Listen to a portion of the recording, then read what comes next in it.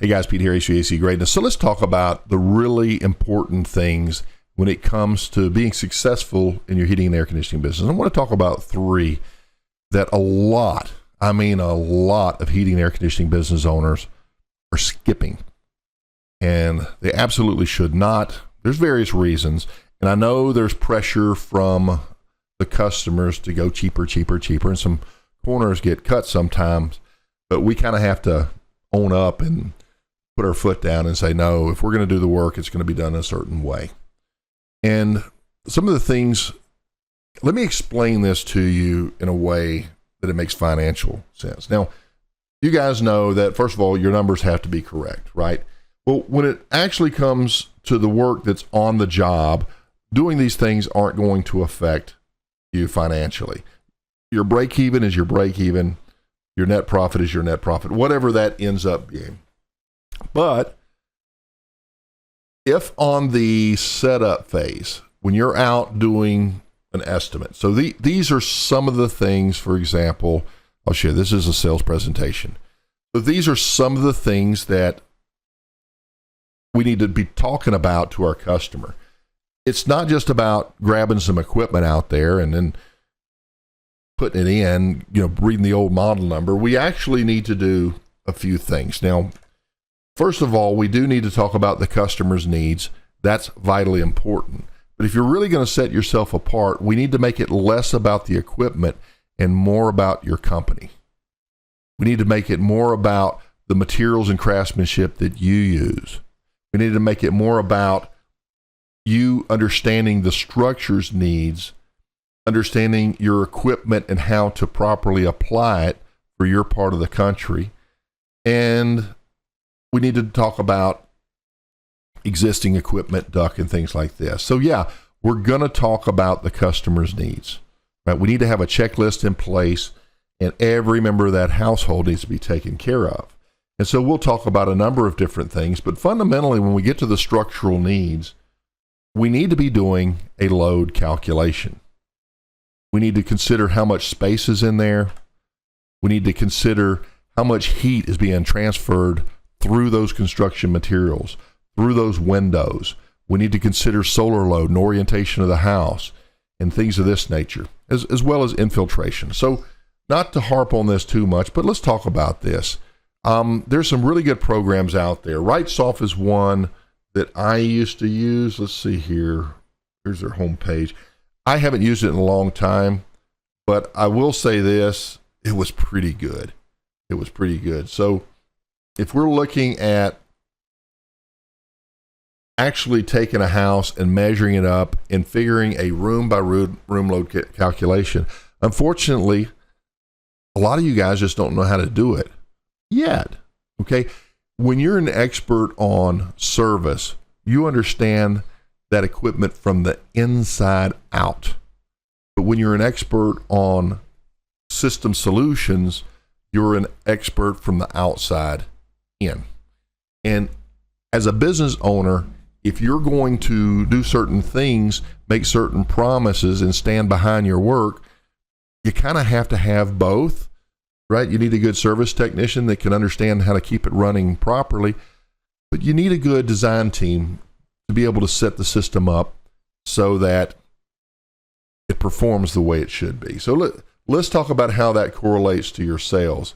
So we encourage something called the comfort guarantee, right? So nobody really wants your furnace, okay? They don't want your air conditioner. And when you make it just about the furnace and the air conditioner, they don't necessarily want you until you can distinguish the difference, because they don't want that thing in the way. What they want is on those coldest days of the year and on those hottest days of the year, they want their house to be comfortable. Okay, and so if you understand how to do a load calculation on the structure, and if you understand air distribution, manual D, and how to analyze airflow, well, how to set up airflow properly for the equipment, and then also how to identify and recognize and correct airflow issues with existing ductwork, well, now you have the 1-2 punch that you need to go in and actually make the house comfortable. Now, don't forget ASHRAE. Let's see here if I don't have that here. ASHRAE will give you the historical data for your part of the country, okay? And what that will do for you is this will give you design temperature, historical data for the design temperature, so that when you choose your capacities, they're right. So when we're looking at cooling, for example, we have to deal with what's called sensible heat, right? That's the measurable heat on the thermostat, the thermometer. But then there's something called latent heat, and that's the hidden heat. That's the one that's in the humidity. And when you have humidity in your areas, you have to deal with that separately. And I know collectively we're looking at one unit, but when you start to look at your equipment's product data, and we start to see how it performs under certain conditions, you may find that your total capacity is fine, 3 tons, but your latent capacity isn't getting taken care of. Therefore, they're going to have to turn the thermostat down colder, and they're going to, first of all, run their bills up higher, possibly, but definitely it's going to affect their comfort, and they're going to have to set it colder, and it may not even keep up. I got burned on that once, right? I just went by the nominal capacity, and I had changed brands from one brand to the other, and I didn't look at the product data, and I remember it was a 2.5 ton to a 2.5 ton. And guess what? It didn't keep up. It was nothing more than its inability to humidify. So that's on the summer side. And then on the winter side, it's a little easier. So, because it's just sensible for the most part. Now, you do have humidity issues, especially when you get in the drier regions, but that's a different thing. But my point is this. If you have the ability to do a load calculation, I mean a correct one, and I know there's some apps out, there's some shortcuts out that will get you really close, but actually to do it right, you can actually come out and stand up and say, we're the only ones in this community who have a comfort guarantee, where we put in writing, when it's 98 degrees outside or whatever your design temperature is, inside, we guarantee the house will not go any hotter than 78, if that's your design temperature. And you want to design according to ACCA's recommendations and not oversize, because oversizing is actually expensive too. Because your equipment, every time it goes from a stop when it's turned off to getting up to 100% capacity, turning it on, it draws tremendous amperage, tremendous amount of power. So it's a lot less expensive for it to run long cycles than to come on and off and on and off, right? So what you're doing is you're taking care of your customer, but your ability to communicate this and actually sell it, like we call this our comfort guarantee. And let's read on that. According to this, Dr. Heat Pump guarantees that all home comfort systems are designed and installed to meet ACCA standards for accurate equipment sizing and selection. This ensures optimal comfort and efficiency for your home and family. Please note that this guarantee does not apply to installations where the customer chooses not to have a load calculation or duct revision assessment performed along with the necessary improvements. Aha. Now we're talking about the difference between everybody else out there and somebody who's going to stand behind the equipment if you allow it to be done properly. Okay, so these in and out estimates, I just want a price, that they just want to use you and get rid of you. Unfortunately, many people. But if we can't do a load calculation, we can't do a comfort guarantee. Now, when I got my license back in the 80s, this is how old I am, that was a requirement. And it still is in a lot of places, but I was surprised that a number of areas in the country and Canada, their requirements are a little different. They're a little more lax. You absolutely should know how to do a load calculation. And you do it a few times, you get good at it, right?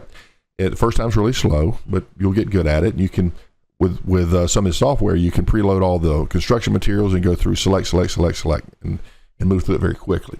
And then on Manual D, when you learn how to properly size a system, you learn, at what point do I need a second return? I mean, there's according to code. I mean, technically, almost all supplies should have a return, right? Except for maybe the bathroom and kitchen and stuff like that. But you don't want to. There's certain things you don't want to suck into the air system, right? But for good airflow, there's the supply and the return, and then you take the BTUs, right, that you're producing in terms of heat or air conditioning, convert that to CFM, and then look at per room how much cooling are you getting based on the airflow. And then what happens when we switch over to the heating cycle? How much heating are we getting? Are we going to overheat in one season to make it comfortable in the other season? If so, what do we do about that? So these are the types of things that engineers usually think through. But guess what? There's no engineer coming out to do the job. That's up to you. And that's why having basic engineering understandings on this is really powerful in allowing you to do a superior job and actually stand behind the work that you do. Okay, so consider doing a load calculation. Consider making sure you have that step in there. Consider offering it in your presentation, right? And then again, the ability to come through and explain visibly, what is infiltration, right? Why does your construction materials matter? It's kind of like sunblock. You get the right sunblock on there, you're not going to get burned. But if you have, depending on the sunblock you have, it depends on how much sun is getting in. Well, it's similar. It's not the same, I know, but this helps the customer to understand as to what size air conditioning we need. It basically is dictated by the construction materials and how much of that heat is getting in. So that's heat and heat loss. Your ability to explain that in the sales process is going to be really helpful, because fundamentally you want them to choose you as the company, right? And you want them to understand that all the stuff that you bring, and then how that ultimately is the end reward is you may be set at 68 degrees, but it's just not going to keep up, versus somebody whose system is actually properly designed. And I know there's some shortcutters out there that are going to say, well, I'm just going to oversize it. Don't do that. For somebody being lazy, somebody else has to get something that is improperly designed, right? Now, there's obviously a little bit of oversizing, but it's very, very marginal, right? It's very, very marginal, because we don't want the equipment short cycling, and we don't want the all the problems that come from that. Okay, so I hope this helps out. We do have a sales system on this, pricing system on this. If you need any help, guys, you definitely should reach out. A lot of you enjoy the free content. I hope you enjoy that. But at some point, go buy a book, right? Go read it. Get an education. Go take a class, right? Get some help. It's kind of funny how this thing works, but we have to invest in ourselves, and this is one way to do it. So hopefully, if I can help you, I'll make it affordable for you and make it worth your while. Okay? Pete Ramsey here, HVAC Greatness. See you on the next one. Bye-bye.